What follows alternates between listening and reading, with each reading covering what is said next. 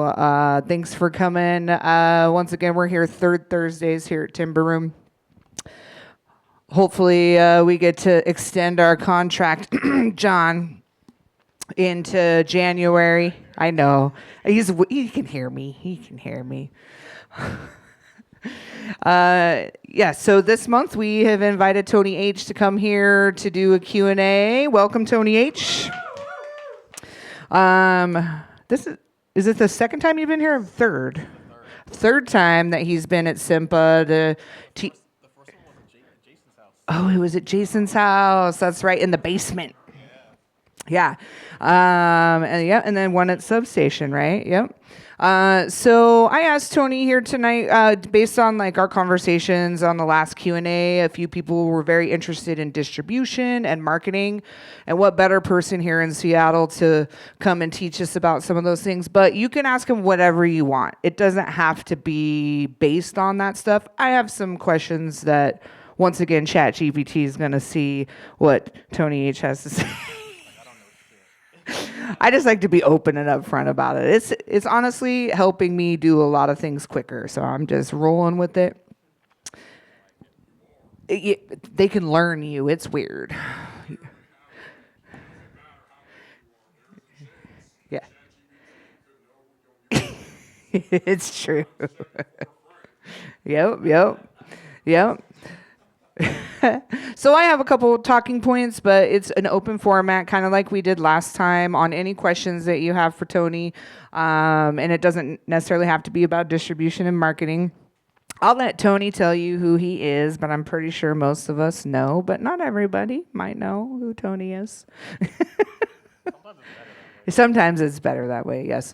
But I think that's it for now. We'll do Tony for about an hour. We'll take a quick break, and then we'll do track feedback. This looks like a pretty good group of people as far as maybe being able to show a little more than 3 minutes if more people don't show up. If more people show up, then we may have to condense it. I'm still kind of learning the timing of everything with us having one less hour. So with that, I'll give it to Tony. We do only have one mic, and we would, maybe you could repeat. Would you prefer to repeat the question, or because we have Twitch, so there is, or we could just pass the mic when someone has a question, they could say it. Okay, so we'll pass the mic when you have a question, and then yeah, we'll go from there. So tell us a little about yourself, Tony. What you got going on? Hello, everybody. For those that don't know, I'm Tony H. I've been in Seattle for 8 years now. I run 4 labels, 3 of my own. Well, I guess 2 of my own. One's kind of like an extra project, but Late Night Munchies and Munchies After Dark. Mostly house and tech house for Late Night Munchies, and techno and melodic house for Munchies After Dark. I've been running both of those labels for about 9 years, like total for both. I also work for Yacht Records, so I run their distribution and all of their accounting, ingestion, meaning I get all the assets for the tracks, ingest them into our distro, and kind of sort everything on Spotify, Beatport, TrackSource, all the stores you guys know about and stream on. And I've been with them for 3.5 years now. I started off as a 1-year contract, and I've kind of just been with them ever since, so I'm really happy about that. I've been DJing for about 16 years, 17 years probably, and producing for about 13 years. I'm from Panama City, Panama. I now live in Seattle. I've lived in Costa Rica. I've lived in Korea. I've lived in Virginia, Florida. Yeah, for a year. Seoul, South Korea. I was close to Osan. And Alaska. Alaska was the place I lived before I moved here. And was a big reason why I ended up moving here was because the scene in Alaska was pretty non-existent. It was me and one other crew throwing house events like 3 times a month. And you can only do so much when you don't really have a crowd to come out to your parties. So I did that for a while. One of my best friends is from Seattle, so I'd come with him every summer and visit. That's how I met Wesley Holmes. I think that's how I met Mindy. I met Gene Lee, Sean Majors, a lot of the very important DJs in the scene back then and still now. And so now I'm here, And now we do this. Now we answer questions. Now we do this. Now we do Q&As. Now we do panels. Also, to anyone that is on Twitch, if you do have a question, we're paying attention to the chat. So if you have a question, just let us know. We will ask. Well, I'll start with the first question because you mentioned all the places that you just lived. I had no idea. That's awesome. How has that, living in all of those different places, shaped your sound or your like how you view music, stuff like that? I'm assuming traveling like that opens up your culture. So how has that done for you? I think so. The biggest influences I had probably came from like where I'm from, Panama, Costa Rica, Florida, and Korea. Panama and Costa Rica, just because it's like a lot of tribal tech. They were already kind of on the Afro House tip before Afro House kind of blew up the way that it has now. And a lot of like minimal deep kind of vibe. And so that's kind of like where I started when I was listening to music and got into house. It was like on Hector Couto and Sean Miller and Maya Jane Cole, because she used to make minimal and deep tech like when she first started, Lupe Fuentes.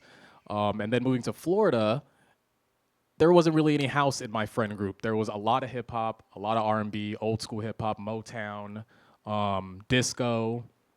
So that was like another influence that like I kind of like fell in love with. And then in my house, while we lived in Florida, was a lot of like jazz, disco, Motown. My mom's from Panama, so a lot of salsa and Spanish music every Sunday while we're cleaning the house every Sunday.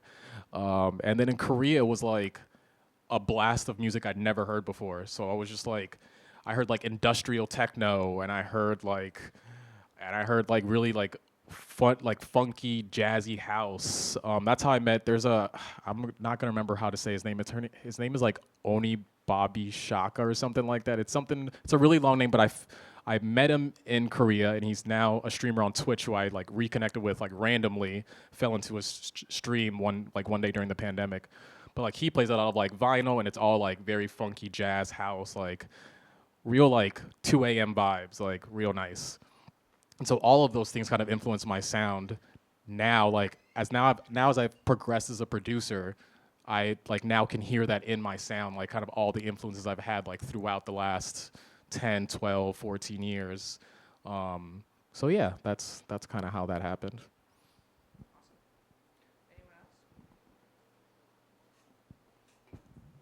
All right. Let me know if anything comes up. Where to start?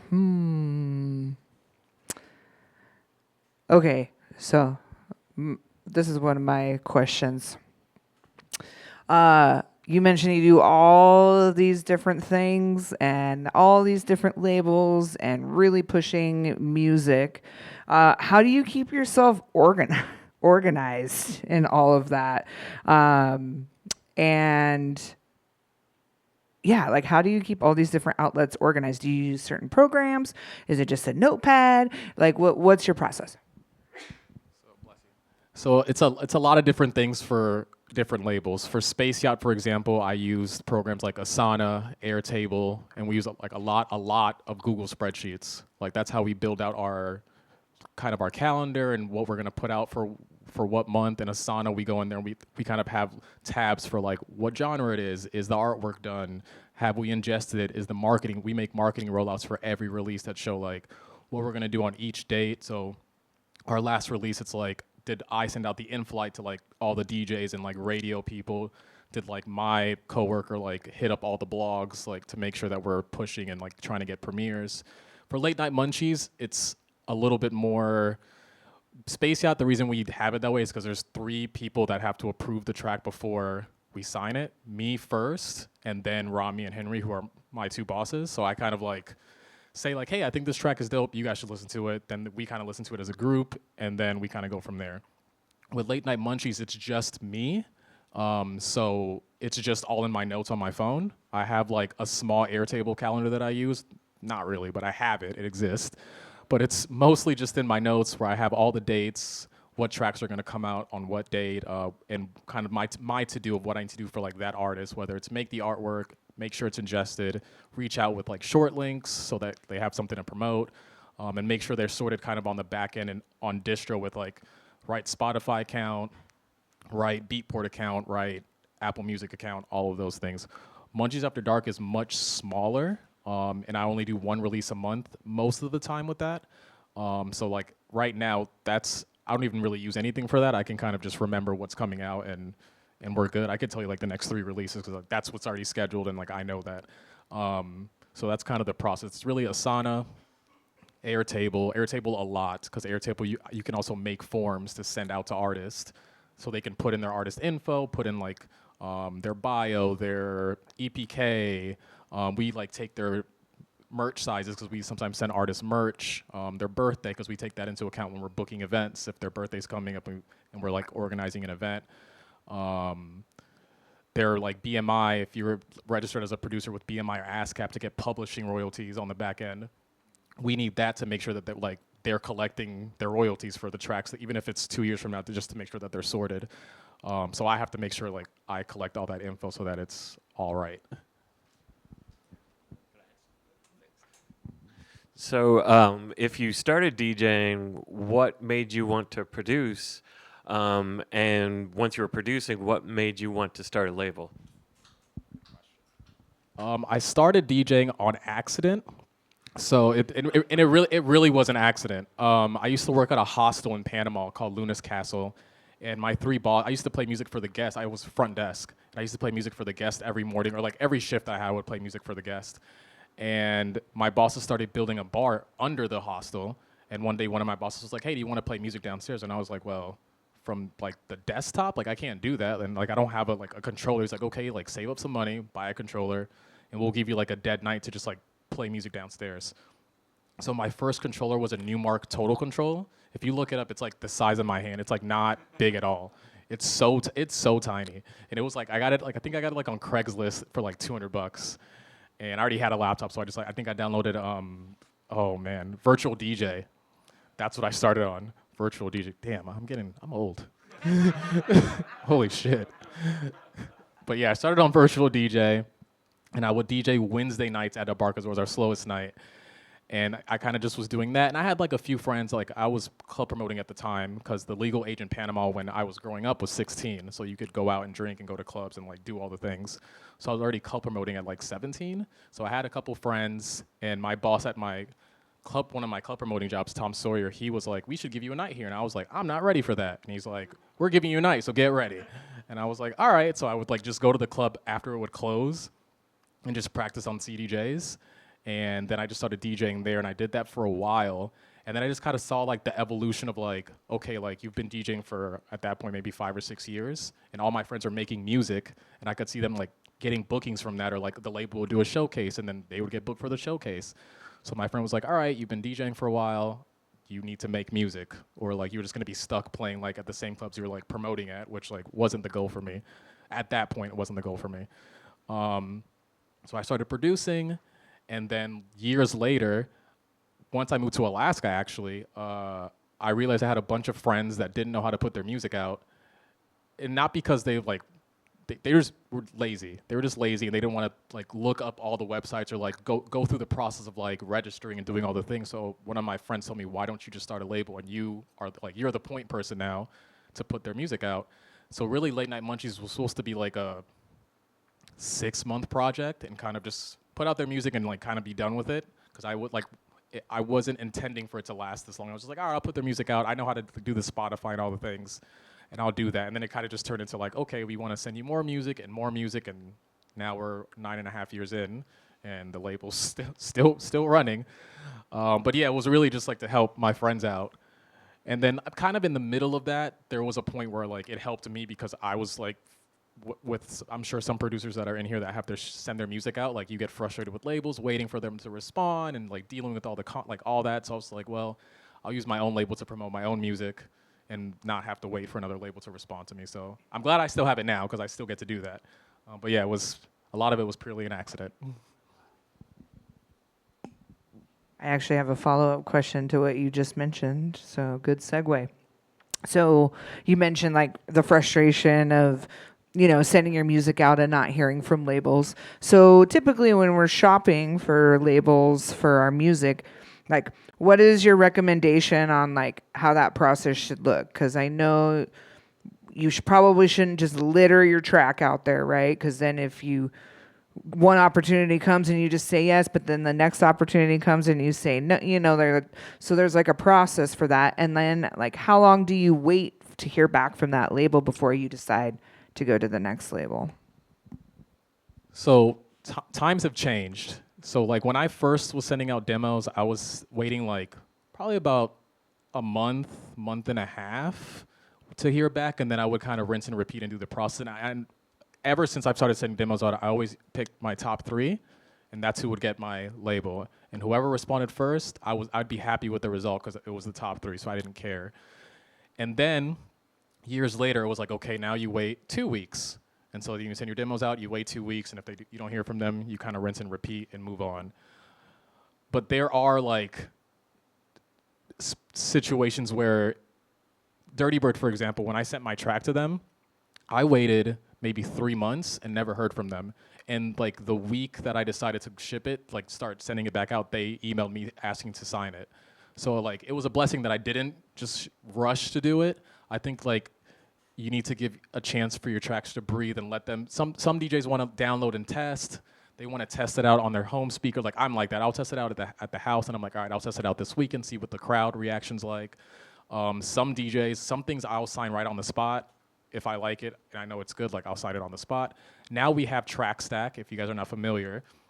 It's this new app where a bunch of labels are signed up, all genres, house, drum and bass, techno, where they will normally tell you, when you sign up, you're supposed to, like, as you're registering your label, you tell them how long you'll take to respond, basically.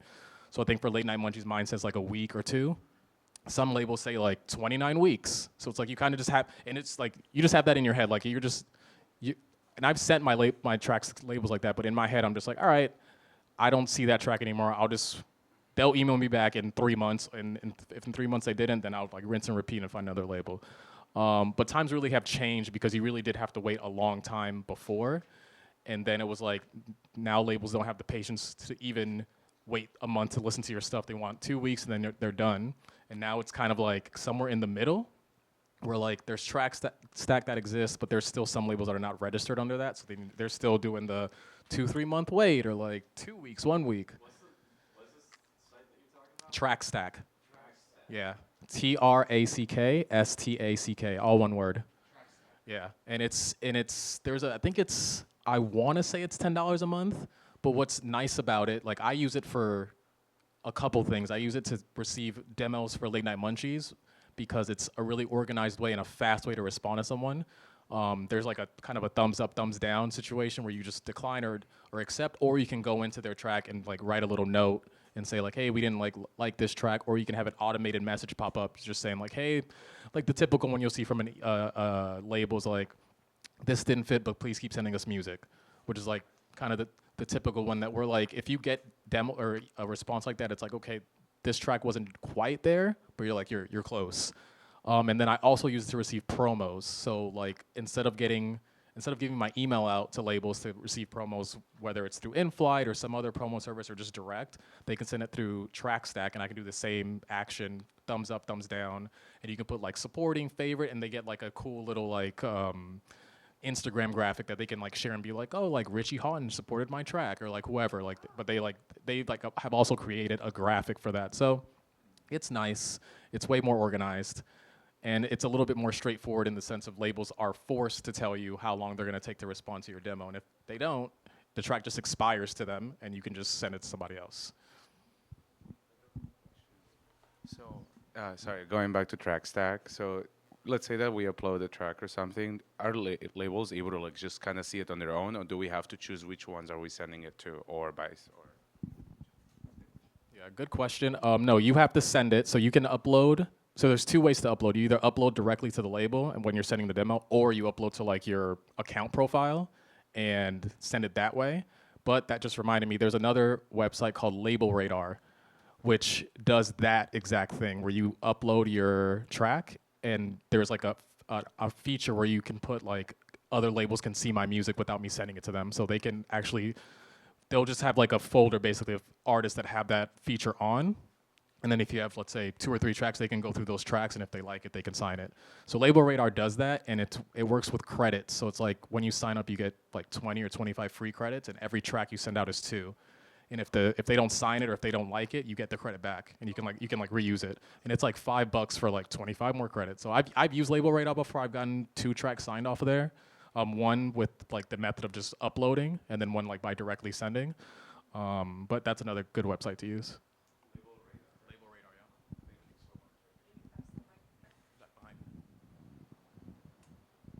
So, like, from a label's point of view, what's the most frustrating part about putting out a song? Like, the biggest pain in the ass you find, like, in the release cycle? Like,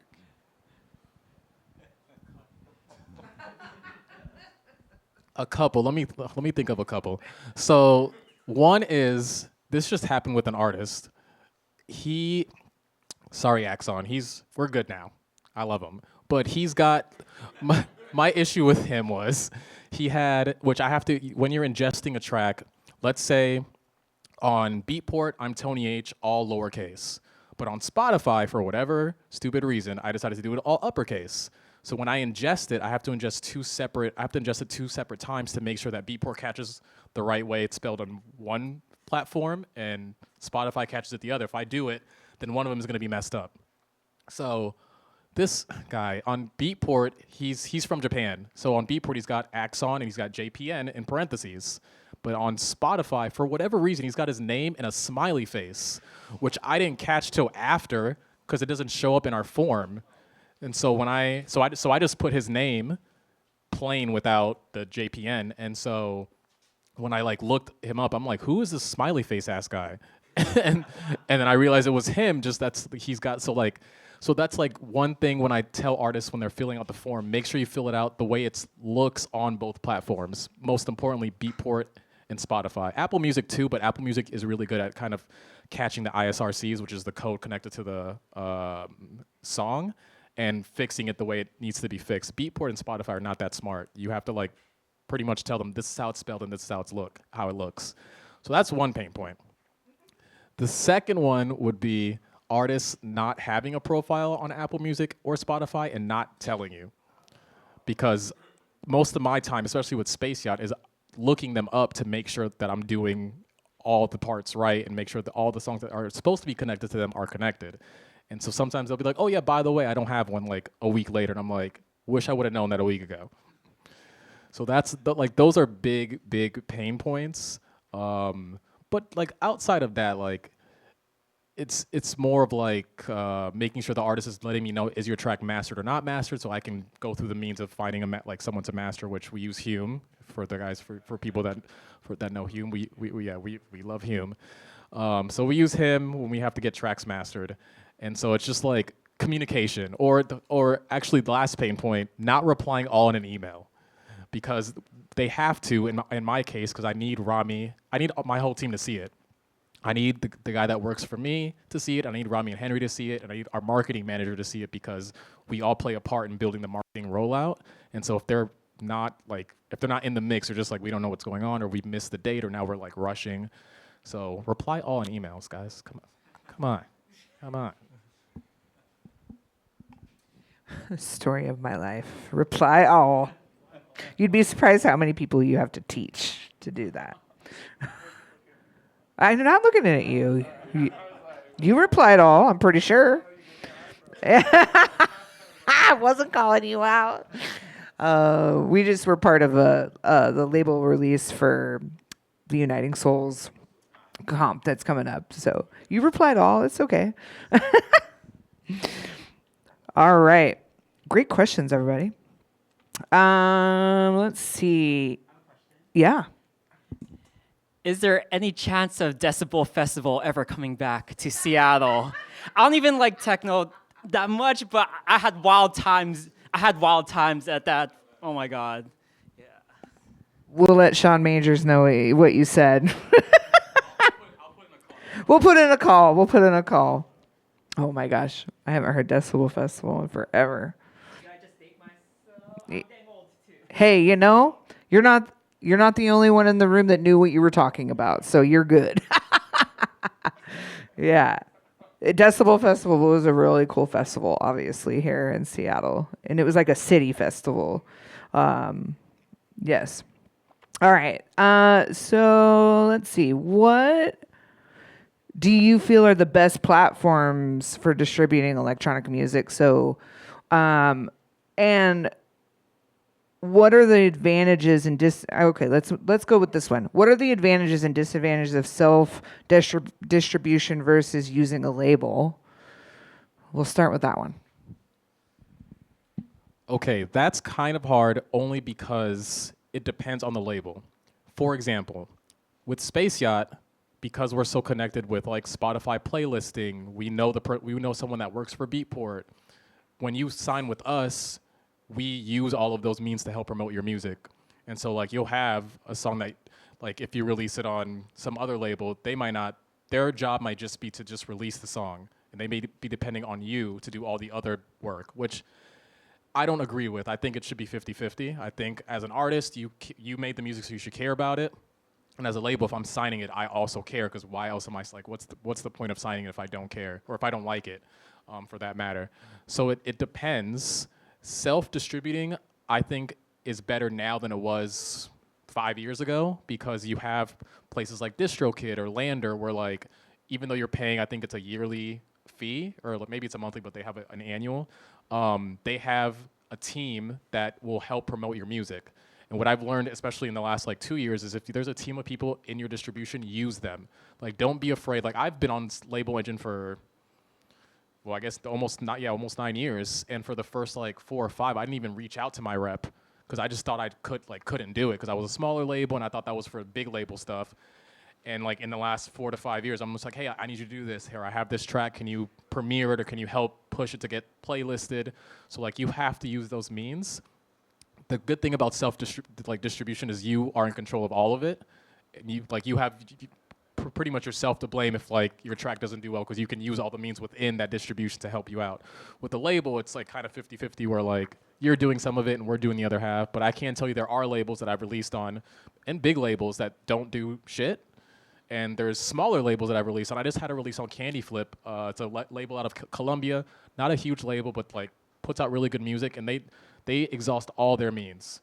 And I mean, that shit's not cheap. Like, I know he's probably spending a decent amount of money on every release he puts out, which I can see why he kind of spreads out the releases to be able to have the money to do that. But then I've released on labels like Ferris Wheel. I love Gene Ferris, but my music just came out and we didn't really do shit about it. And like that was that. And I think labels do that.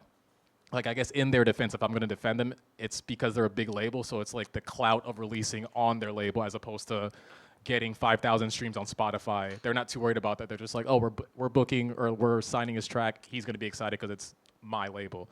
As opposed to Candy Flip, where it's like, all right, not familiar with the guy. I just kind of know him through online connection. He uses all his means to promote all the music. So I think it just depends on, and I'll say this. When you're first releasing music, don't worry about that too much. Just get your music out.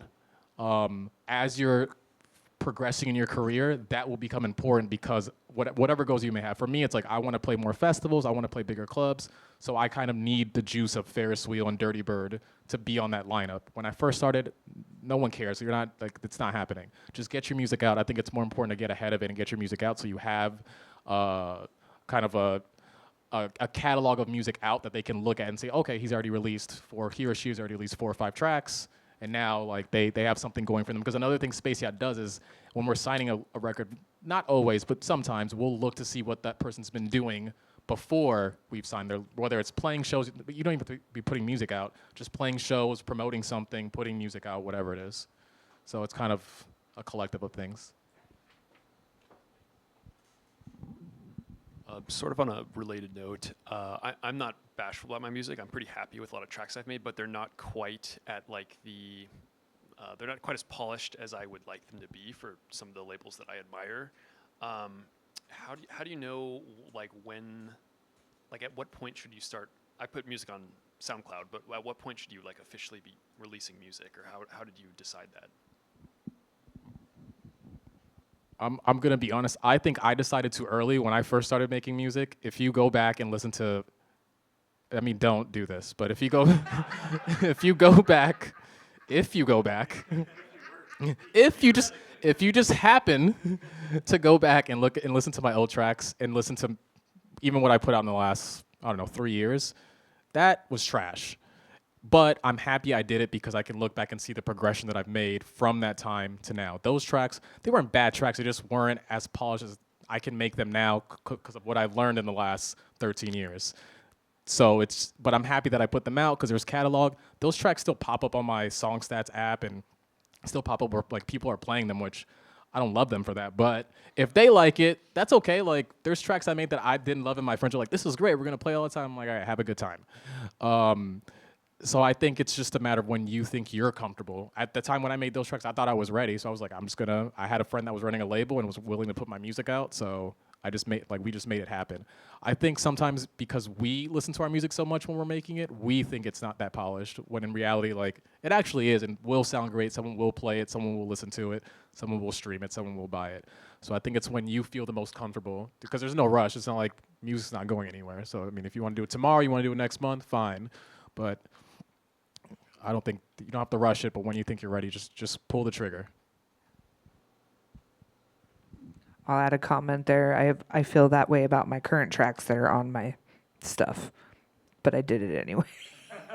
You know what I mean? Like, I feel like they could be more polished, but at some point it's kind of like, when are you gonna, you got to kind of get over yourself sometimes a little bit, you know what I mean? And it's like, yeah, I would love that track. I go back and listen and I'm like, oh, honestly, the very first track that I ever remixed was on Tony's label for John Lee. And like, I go back and listen to it and I'm like, this probably isn't the best track, but it got me out there. And the more you're out there, it just encourages you. And it's in my catalog to show that I've been making music for that long, right? So sometimes it's good that. Anyway. Speaking of catalogs, well, so you were talking about that, and I think what was interesting in my mind is you were saying that as a label owner, manager type person, right, you look at people's catalog before considering. And so I guess what I would ask is, if you were starting fresh today as an artist, would you use something like DistroKid for, like, I don't know, a couple releases or something like that, and then start marketing the labels? I think a good way to combat that, and this is going to depend also on label owners. We are this way at Space Yacht. I am not this way for Late Night Munchies. So like those two things are separate. If you're a new artist and I like your music, I'm signing it. I don't care if you have 2 followers or 50,000. That doesn't matter to me. I just want good music. That's all Late Night Munchies was always supposed to be anyways. Just put my friends on that were putting out good music, and that was it. So I don't care what you got going on. If anything, I'll help you kind of push along to get you more followers or give you tips to like SoundCloud followers or Spotify, like whatever it is. With Space Yacht, because their goal is to do big parties and big festivals, like they kind of need someone that's already got some juice or is working towards getting some juice.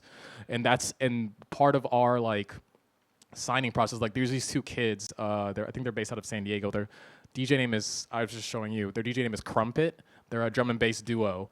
And they sent us like a SoundCloud playlist of like maybe 10 tracks, and they were all great. But when you look them up on socials, they had nothing going on. No Spotify, no Instagram, no nothing. And so we kind of coached them through like, okay, we're going to sign this track, start making some content with this track. We're going to sign your next track. We're going to put you on a show. So it's like, it just depends too on how much the label wants to invest in you. In Space Yacht, like I know Rami like gets excited about an artist and he's like, all right, they don't have any followers, I don't care. I'm going to help them along. Not always like that with every label. Not always like that with Rami every time either. By Rami, you mean Ramiro? No, Rami's so he's his DJ name is London Bridge. He's one half of the co-founders of Space Yacht. Yeah. I thought you were talking about Ramiro. I feel like Ramiro's like that too, though. Yeah. Ramiro's like that too. One in the hole. Keep him in the back real quick. So, I mean, I feel like I'm asking for you to give your sauce away too early, bro. But it's like, how does your label like try to stand out in this huge sea of other releases out there, bro? You know what I mean? Because like, there's so much music out there. You know what I'm saying? That's what they constantly say. But what do you do to try to stand out?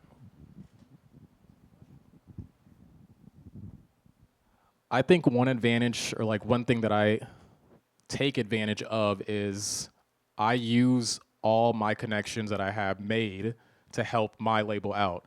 So anything I learned from Space Yacht or working with Mikey at Desert Hearts, like I always ask, like, can I use this? And if it's a platform or a contact, I'm like, I'm gonna email this person and I'm gonna ask them for whatever the fuck I can ask them for, whether it's blog publication or Spotify playlisting or whatever it is. And I think not every label is willing to do that. When I first started with Space Yacht, if you were a smaller artist, they didn't really want to spend the time working with that artist or like using their time to like get them a playlisting spot. I've kind of forced them over the 2 years, telling them like, no matter how big or small the artist is, we should be using our resources to help them, because we don't know who like it's going to benefit us regardless, and it's only going to help them. And if they see that we're helping them out like that, they're going to keep coming back and giving us music, which is what we want at the end. So it took a while to like change their mindset, where like I had already been doing that. Anytime I meet a new label owner or a producer, I'm just like, what resources do you have that we can even trade? I'll give you something and you give me something, and then we both leave happy, whatever. But I think that's part of like kind of the success of Late Night Munchies and why it's kind of just been like where I finished kind of cataloging this year like 6 months ago. I was already done. Everything was already ingested, artwork, everything's done. But like that's because other people are telling them like, yo, like if you sign, like this is what you're gonna get, and like these are the benefits. So I think more labels should do that, but not all labels want to use their time like that. I do, because I don't care. Yeah, we're over 200 releases now. Yeah. I had a question regarding like the whole like plays, views, and all that, like popularity following and such. I'm like encountering this thing with Spotify and Tidal and Apple Music that don't necessarily like have like really high numbers for anything, but then on my SoundCloud I had my track with Feral One Records like hit really high numbers, and then Instagram is progressively going higher. And that disproportion of numbers is something that usually worries me often when I apply at festivals or apply at record labels. What are some strategies for myself to like expand those numbers? Because I know those numbers at some point are going to start mattering for some people, and I just constantly worry. So a big one that we tell our artists to use is Hyped It, which I'm sure some of you've heard. There's a followers gate built into that. And what we tell them to is like put out a free download, make an edit of some track that you like, whatever track, popular track that you like, that you enjoy, make a house edit, make a drum and bass edit, make whatever fancies you, and use that gate to send them to another channel. So like right now we're working with an artist where we're trying to build his SoundCloud followers up. So he's gonna put out like, I think he made like a Madonna Tech House remix, and we're gonna gate it to his SoundCloud. So every time you want to download the track, you have to follow him. Now, doesn't always work, because I'm definitely a criminal of doing that action and then going back and unfollowing that person. I've done it. I'm sorry to all of you that I've done it to. But I play your music, so it's fine. But I have done that. So like is that a guaranteed strategy? No, but that's one you can use. Sound Campaign is another good website you can use where it'll help with Spotify. If you try like right now, like what's helped me build my Spotify followers up is I made my own playlist that I update every Friday. And like the numbers are not big. I get like 1-2 followers maybe every Friday, but like over time, like you'll see the result, right? Like nothing's gonna happen instantaneously. Sometimes it'll hit, sometimes it doesn't. You can't expect instant kind of gratification. It's kind of like it's a work in progress. Like you gotta get there. But like doing the download gates or like follower gates are a big way to push. Also just posting about yourself more also helps. Some people just don't be remembering to follow you. I'll like post like, hey, I'm 5 away from 2,000, and my friends are like, oh, why wasn't I following you? I'm like, why weren't you following me? Let's talk about it. Let's talk about it. But some people just don't remember. Sometimes they're on their SoundCloud just listening to your shit, and they don't remember that they are not followed. They're on Spotify, don't remember that they have to like hit the follow button or hit save, whatever. So I think also just constantly promoting yourself, which I wasn't good at before. Like I learned that through Ghetto Blaster, because I see like they're big artists and I see them like every day post like some kind of graphic promoting their Spotify. They don't have to do that. They have like 70,000 followers. I think they're all right for now. But like Paul is consistent every day. Like somewhere in his story slide, it's got some Spotify promotion. So I think it's just again consistency, promoting yourself, like being comfortable and confident promoting yourself, reminding your friends to share your shit. Like it's free. It doesn't cost them anything. And also then using those platforms like Sound Campaign, like Hype It to like do the download gates and just get traction going. So we've talked about, trying to cut through like all the noise to get your stuff out there. When you're finding songs to DJ, how do you find songs? So at first, I was using I don't know if I wonder if you remember this. There's a website called Stompy. Do you remember that? And that's where so basically Stompy was like TrackSource before TrackSource was TrackSource. And it was just a great website that had kind of a mix of all the things that you needed. So I used to use their platform a lot, but I want to say they were kind of like a Kickstarter kind of website, so they didn't really last that long. They went away, and now between Beatport and TrackSource, it's kind of, I will take the time to search through Beatport and TrackSource because you got to really swim through a lot of shit to find the good stuff on both platforms. TrackSource is better than Beatport in that sense. These days, honestly, I've been fortunate and grateful that I'm part of a lot of promo pools, so I don't really have to shop for music. I kind of just go through promos. I get them whether it's from friends or through InFlight or through 8D Promo, who John Lemon runs from Viva Recordings. So I get promos from kind of all of those, and I'll just sit kind of on a Wednesday or Thursday before a Friday and just go through all my promos and see what I got from friends or anybody else. But yeah, TrackSource would be a good place to start for at least the house people. Honestly, where I've been finding a lot of music, which is odd because I don't fucking like TikTok, but I find so much music on TikTok. I found edits on there. I found just original track. I found so much, especially in the last maybe 2 months, I found so much good music, discovered new artists that I didn't know about, that then helped me kind of rabbit hole into other artists that I didn't know about. So sometimes you got to use the platforms you don't love to use to find the music that you want to find. Bandcamp is another good one. I will live and die by Bandcamp. I love it. I love what they stand for, and I love how you can just discover so many new artists and how you can tag things, and how as an artist you can also distribute your music for free essentially and make a lot of it back, especially with their Bandcamp Fridays. So also another good platform to look for if you're trying to put music out. And they have a great team of people that you can reach out to, and they'll even help kind of set you up and get you going. But yeah, that's kind of how I do it now.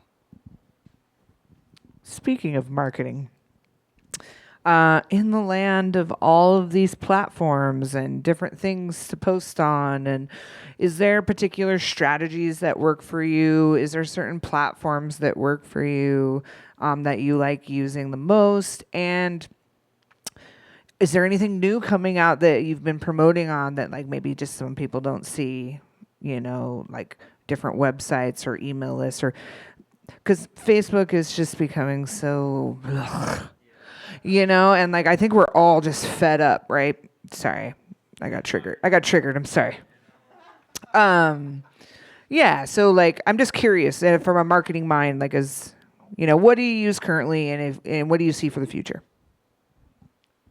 Before I even tell you what I use currently, I think it's important that even if you only get 1 like or 1 view, whatever, post on all the platforms, because you're never going to know who's going to see. You never know who's going to see it. I think that's just important. Even if you hate it, find a way to use it. If you can't, that's fine. Sometimes I'm not that creative to use all these platforms either. But I try to find ways, and I will watch my other friends. A really good example, I'm not doing it right now, but I'm getting ready to. But I have a friend, AI, who she just put a song out. And before she put the song out, every day she was basically using her song in the background and just putting a different funny caption to it. And just it created so much buzz that I think when I went on TikTok one day, all I could see was her shit for a while. It was every 2 swipes, it was her again. And I wasn't following her at the time on TikTok. I have her on my other socials. So I was just what is going on? I was like, do you have a new song coming out? She's like, oh yeah, in a month. And I'm like, what are you doing on TikTok, bro? And she's like, oh, I'm just posting every day, just trying to create buzz. And you can see her view count went from 50 on the first video to 200 to 600 to 2,000. I think the last video she posted had 10K views. So it's her consistency in promoting her track. And now if you go through her comments, people are when is this song coming out? Whose song is this? When is it out yet? So she created enough buzz on her own without paying for promotion or just simply posting once a day for basically the last 30 days till the song came out, to where people were in the comments being is this shit out yet or not? What are we doing? What are we doing? So but right now I've been watching I watch a lot of comedians on TikTok, and a comedian I just watched, he actually owns a comedy club in Tacoma. His name's Nate Jackson, and he was on a podcast and someone asked him how he got discovered or like how he like kind of blew up because like now he's like a big time DJ or big time DJ, big time comedian, and he said that he would post like a clip of like a joke every day from like one of his shows. He would just like if he did a show, he would take like 10 clips from it and like once a day he would post a clip and just have like a little short, basically like a YouTube short almost. And what I'm seeing DJs do now is they're just posting clips leading up to their release, or after they've released it, they're posting a clip of them playing it every time they play it. When a DJ plays it, they post about it. So that's what I'm gonna start getting comfortable with. I'm not there yet. I'm getting ready to try this strategy like with the new track I have coming out. I mostly use Instagram. I'm like learning Threads because I'm not really understanding like the vibe of Threads. Twitter was very like, or X, whatever, it was like very chaotic at times, and then very like weird at times. And then very like I don't know what's happening at times. And Threads is like, I'm looking for a DJ in LA. You guys should comment. And then like a million people comment, and the person's like not really booking a DJ. It was just like for the engagement. And like so that's what I'm seeing. Like on my Threads account, that's what I see a lot of. If you live in Seattle and like hot dogs, like comment. And I'm like, why are you even what are we doing on here? Like, so I'm trying to I post on Threads every now and then just to like see get the feel of the engagement. I mostly use Instagram's like my biggest platform that I use, and where I have like the most followers, where I get the most engagement. Facebook pages, so like just for like a DJ page or like a business page, I use that occasionally. That gets decent engagement, but I kind of try to, if I can, I try to post on all the platforms, especially if it's an event or. Because you can also, like, Threads, you can do, like, Seattle Threads, and, like, it'll show for, like, all the Seattle people that are on Threads. So, like, there's, like, benefits to, like, each. Now, Twitter, I don't know, we could probably just lay that one down. Twitter's gotten a little weird. And my Twitter is wicked. I don't even open that shit anymore. Shit's just wild on there. I don't even know what's happening anymore. And then Instagram just started a new feature where you can reset or restart your algorithm. So if your algorithm's kind of trash right now, you can kind of reset it and kind of see where it goes. But yeah, mostly on Instagram, Facebook pages, and that's kind of it. Threads when I understand what's happening. Real quick, we have a Twitch person, and then I'll get to you. So, question for Tony. Do you have any advice for expanding exposure regionally and nationally and spreading beyond Seattle? Okay, so if you produce, then start there, releasing on labels that are outside of the city. And I would look for labels like the Uniting Souls of Seattle that throw parties with the artist that are releasing with them. I think that's important. And that's what I meant when you're progressing your career and then you try to get out. It's like releasing on those labels and then also telling them like, hey, I'll come to your city, or like, how can we work out that's how I get to play in Miami every year. It's because of Unlearn Records. I've released with them a few times, so now every time I go to Miami Music Week, I always play their parties. So that was one way to get out. Applying to festivals is another great way. Pay attention to what festivals are in other countries, cities, and see if they're accepting artist applications, and that's always a great way. That's how I got to play Bass Coast this year. It was through an artist application. I just signed up and ended up getting the call. Putting mixes out and then finding kind of like, I won't call them publications, but like maybe like SoundCloud/blog accounts that are in other cities that will help repost it. Some of them will do it for free. Will just repost your mix on their page, and they're like from Texas, and then you got promoters from Texas checking your stuff out. Facebook groups, although I don't love Facebook, I found I found a Denver EDM group that was like actually pretty helpful, and it got me a gig in Denver 2 years ago. So I think kind of starting there, you can also like look up a lot of these publications on like Instagram and like see if they have, some of them will have like a DJ application form where like they're looking for new DJs. I know like for like people of color, there's like a whole like black artist database that I found on Instagram and they're like regional, where you can send them your mix, your SoundCloud, your Instagram, all your socials, and like your latest track if you produce, and they kind of like keep you in this database that people can look at. So that's another good way as well.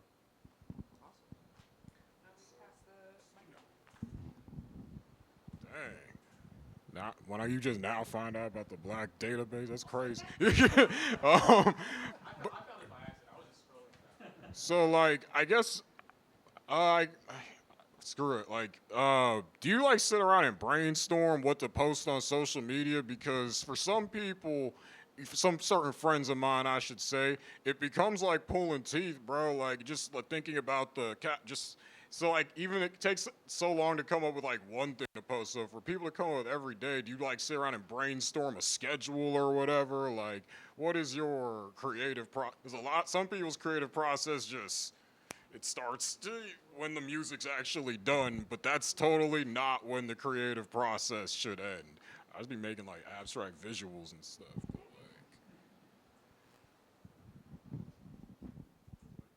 So sometimes I do strategize. Like next week, I have like the whole week kind of planned out because I have like recaps from shows I've played that like I need to like I should and need to post about.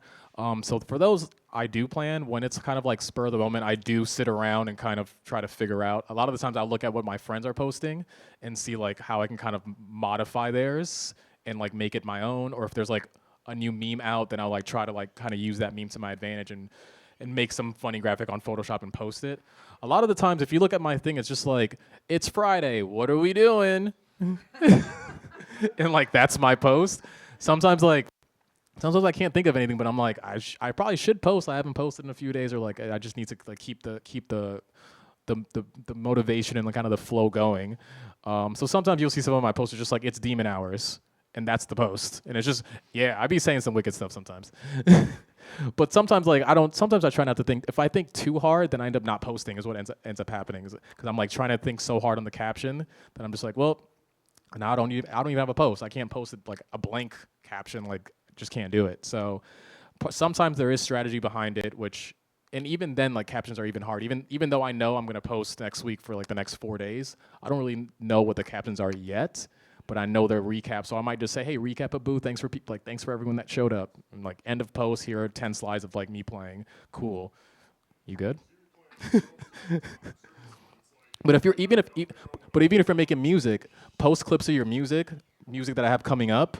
If it's not shows, do music. If it's like got a new plugin that I'm gonna start test. Like I've seen my friend has an account where he like I think like every 3 slides he'll just post like a screenshot of a new plugin he found that he's like using, and he's like, if you guys want to use it, this is where you can get it. Also, this is kind of what it does for my understanding. Like, you need like gives like a small like 2-sentence like kind of what this does. So there's other things you can be posting. When I don't have anything to post, I'm just like, it's Wednesday, how we feeling? And like that's my post. It means nothing, but someone might see it and be like, yo, I feel like ass, and then I'll reach out and be like, yo, what's up?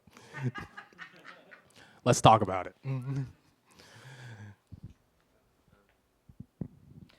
I was going to add a little bit on the strategizing of promo, because I also come from the land of realm where Tony does, where we got a lot of shit going on.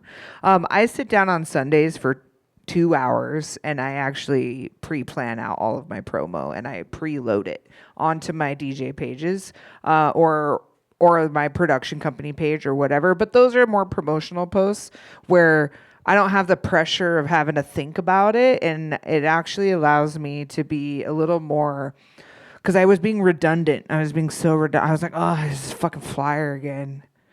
It's just this flyer, which is a great flyer, but like I've already posted the flyer. So like, what else can I do? But that's just how I think, right? And then there's the posts in between, like Tony's mentioning, where it's like, it's Wednesday. Actually, one more thing to add too, because I see a lot of the bigger artists where like it doesn't feel real sometimes when they post, because they post, it feels very superficial. So I think if you like anime, post about anime. Like post that shit. Don't be afraid to post. Like I posted about basketball shit on my page. Like that's what I'm into. Like people feel more connected to you and are more willing to engage later on when you're just posting a flyer or just posting your music. They're willing to go stream it now because they're like, oh, like me and him both like basketball. I'm gonna like there's just some kind of connection there that people enjoy when you're more personable on your account, as opposed to just being like, yo, I'm playing tomorrow. See you when I see you. Okay, bye. Like no one. Yeah, you can't connect to someone that way.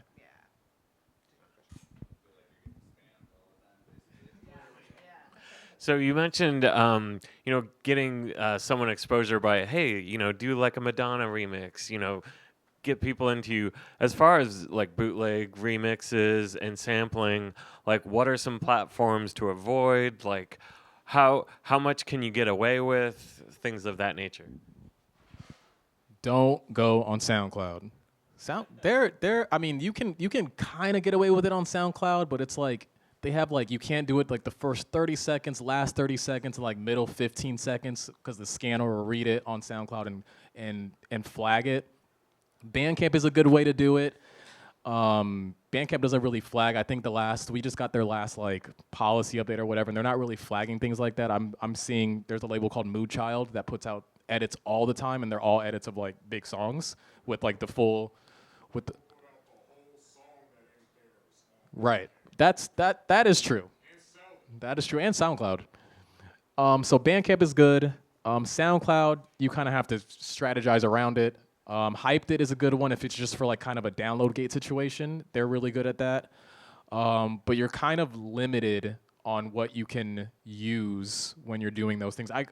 For the most part, I see people kind of just run it on SoundCloud and risk it.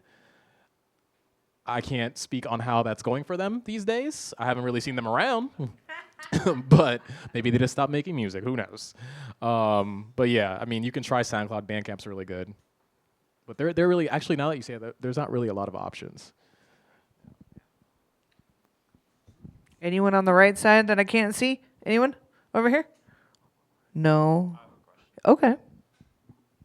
Might not be related, but what's been like a recent surprising thing where you didn't think that like this song is gonna pop off, but then it popped off? Maybe like a song that got rejected and then it got popular. And like what have you maybe learned or still wonder like why it happened? Still be wondering. But I had a track, it actually just happened like 2 or 3 months. I mean, it happened a couple years ago, but it just happened again. I had a track come out on John Lee's label, Tilted Records, in 2019 called Getting It. Super excited about the track. It did not do well. It didn't sell well. It didn't stream well. It just didn't. And like I was so excited. I was like, oh man, it's gonna do so great. I love that track so much. Still to this day, it came out in 2019, and so then didn't do well. 2 years later, I started getting a bunch of texts from friends that Claptone was playing my track during Miami Music Week. Actually, no, the first time he played it was during the pandemic. They streamed it from like a balcony, and so I got the video of it, and I was like freaking out. And then like 6 months later, he played it again. Then he played like Boo the year after, and like played it there. And my like friends like FaceTime. He was like, "Yo, your track," and I was like, "What is happening?" And then like three months ago, DJ Seinfeld played it at the opening of Club Space in Miami, and I about lost my shit. Cause like I'm a huge fan of Seinfeld. Thanks. I'm a huge fan of Seinfeld, and like it's just a track that I like. Sometimes you don't see certain artists playing those tracks. You think like they play other shit, so like that doesn't fall within their realm. But he just played it at the opening, and that was really cool. So and that's a track that I really thought like was gonna do well, and did fucking not at all. That was a good question. What role do collaborations play in expanding your fan base and just overall? Yeah. So collaborations, when I see the most benefit, actually there's always a benefit, because I think before even expanding, like getting more people involved in your world, you're already going to be learning. Like we were talking about this in the back. It's like anytime I collaborate with someone, I always learn something within, especially if you're using the same DAW. Like I always learn something. So that's kind of the first benefit already. And then collaborating, that means you just have two people promoting the same thing to their audiences, which is always great. And of course, the more you progress and like the bigger artists you get to work with, like then you're expanding into their world and getting to reap the benefits of like their stuff. I just had a collab with my buddy Luxo in Portland and my friends Pino and Loeb in Canada, and like they're like both of them are rock stars in their city. So it was like I got introduced to both of their cities, which helped me get another gig in Vancouver because of like one of them. So it's like there's always going to be a benefit. There's never going to be, unless like you guys just don't work well together, there's never a con. There's always a pro.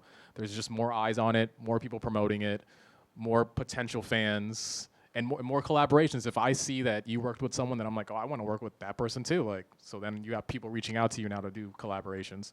So usually always a pro.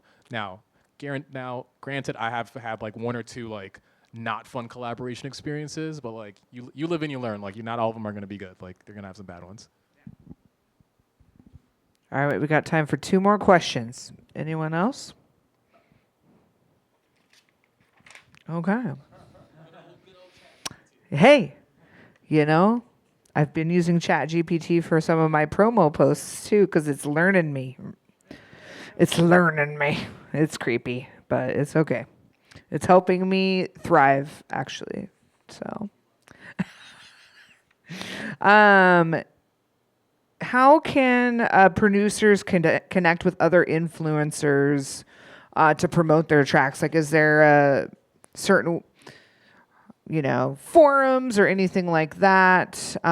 As well as, is it like okay to just like ask someone for a remix or like, hey, can I just remix your shit? Even though you may not know them very well, right? Yeah. Two-part question. So for the influencer thing, actually, which I just gave you the information. SongStats has a new feature. So SongStats is an app that shows you, as you're putting music out, it will show you like if your music got played on the radio, if it got supported on Beatport, if it's got playlists on. It pretty much just gives you all the stats of your song as it's happening live, right? They just added a feature, maybe even just a month ago, because I just got the email recently. There's a feature now in there that will kind of pair your sound and music up with influencers, micro and major, for TikTok and Instagram, if I'm not mistaken, where you can then look them up on whatever platform and see what they're kind of doing, whether it's shufflers or they're just making a beauty video and they have the music in the background. So that's a new feature they just added on Songsets, which is great because there are people that want to do that exact thing. And so we've used it for Space Yacht, and we've had like 2 of our songs on like Ulta is like just random TikTok Ulta, and it's like our song playing in the background. And it's mostly the benefit of that is then all that traffic's coming back to you, whether it's in streams on Spotify or followers on the platform that you're on. And then second part was, what was the second question? I forgot. The second part was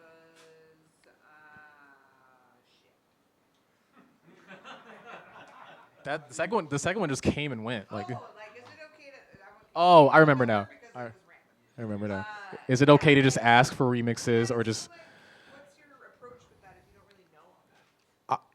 I think, to me, the worst thing they can say is no. So reach out or not respond. So my thing is reach out. I've had people that I haven't signed, or I have people that I haven't signed that are just trying to practice. That are like, hey, do you have stems? And I just want to practice doing a remix. Yeah, sure. Here you go. Like, just don't let me catch you releasing it, because then I'm fighting you. I'll find out where you live. Okay, I'll find out where you live. Go out, see you on Bandcamp. But you can always ask. I don't think there's an issue asking.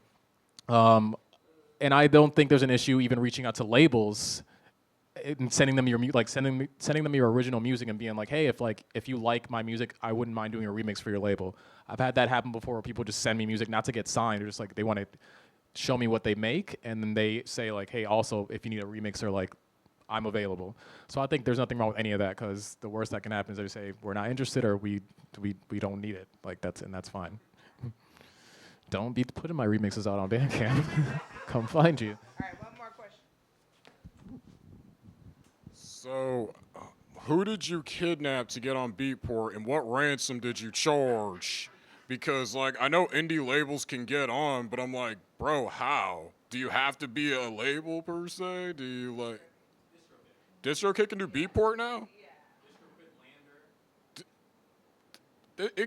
What? I thought you couldn't do it through Beatport on DistroKid.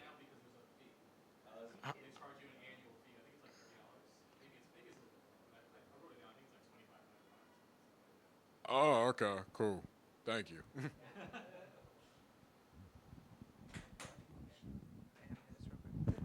Yeah, I noticed recently I've seen a lot of, like as I've been shopping for music, I've seen some DistroKid label information. The only thing with DistroKid is because anyone can use it, and it all falls under the umbrella of DistroKid. When you go to the DistroKid page, it's just a bunch of random shit. So you'll see like a house track, a trap track, a melodic. Like it's just there's like no separation. It's just all of it. It's good to get your music out, and they have tools to help you push on Spotify. But just keep in mind you're gonna be in the mix with like a bunch of other random people. I actually have one more really important question. Where did it go? God damn it. Monetizing. How how can producers effectively track their royalties and ensure that they do get paid for their work?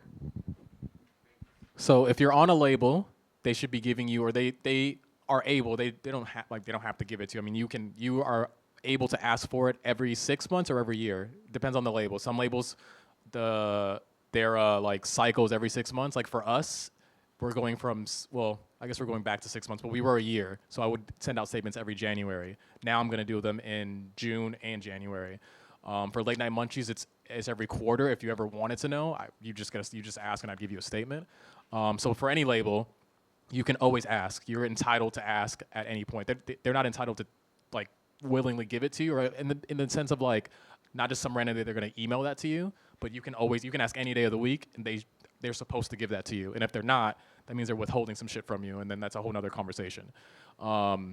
If you want to check on your master and publishing side, then I would recommend signing up for either ASCAP or BMI. I believe, don't quote me on this, I'd have to look. I can look for you guys. I believe they're both free to sign up for, and you just, ASCAP is. So use ASCAP if you don't want to pay for BMI. They generally do the same thing. They collect the master and pub for you, and you just get if you are collecting, I think every 6 months, you just get a check, or if it's PayPal, they'll just PayPal you the money. But those are two good ways. Don't be afraid to ask the label and sign up for one of those master and publishing companies, because those are the two that will collect also if you by chance get your track signed to like a TV show or a film and the label's trying to kind of like finesse you. ASCAP will collect all that money for you, or BMI. So you have to make sure they have that number. Yeah. When you sign, Yep. make sure you give Yep. So when you're signing a contract or when you're giving your info to a label, always put or you should always include like, I have BMI and here's my IPI number, and they are supposed to like in our Space Yacht form, we actually ask that question in the form, so you have to put that in there. So yeah. Oh yeah, some labels are shiesty. Some labels are shiesty.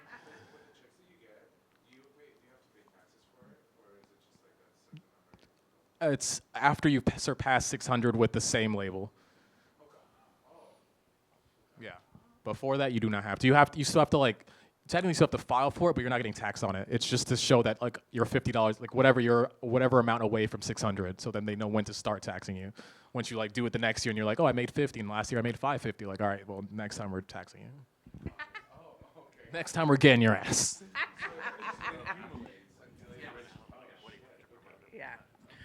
All right, last but not least, what you want to plug? What you got going on? What you plugging?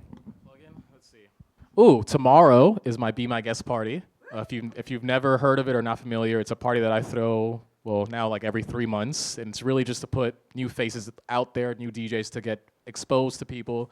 We have, I think almost the whole lineup has never played Monkey Loft, and 3 of them have never played even in Seattle. So super excited about that. Next Friday is Space Yacht. We have Jake Shore coming. That'll be great. And I'll be in San Francisco December 7th I do panels with this, actually another panel. I do panels with this crew called Neon Owl. They do like mental health industry panels. So we talk about like mental health in the music industry. We talk about kind of the same things we talked about today. And then I'm going to play their party right after that.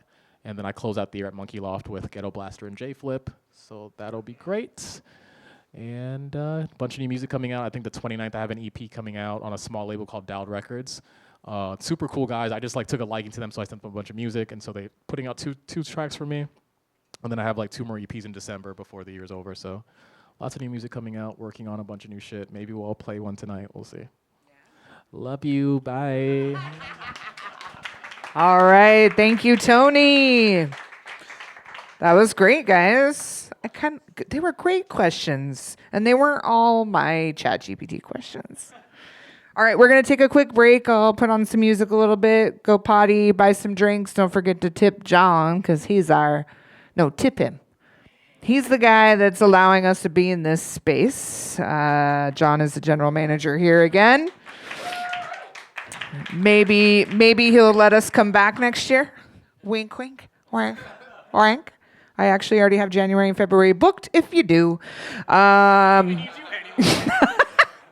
All right, and then we'll do track feedback. There are a couple slots left. We're trying to keep it to 9 tracks, but we'll see if we have more time for that. If you haven't signed up and you have a track, my sign-up sheet is right up here. Come put your name down. All right. Thank you, Tony.